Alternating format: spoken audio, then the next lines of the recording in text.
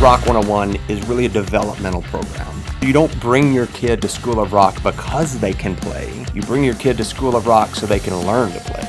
They can be an absolute beginner. Sometimes they don't even know what instrument they want to play when they first come to us. And you know what? We find the best match for them. They learn how to interact with the different musicians. How does a guitar player interact with the bass player and the drummer and the singer?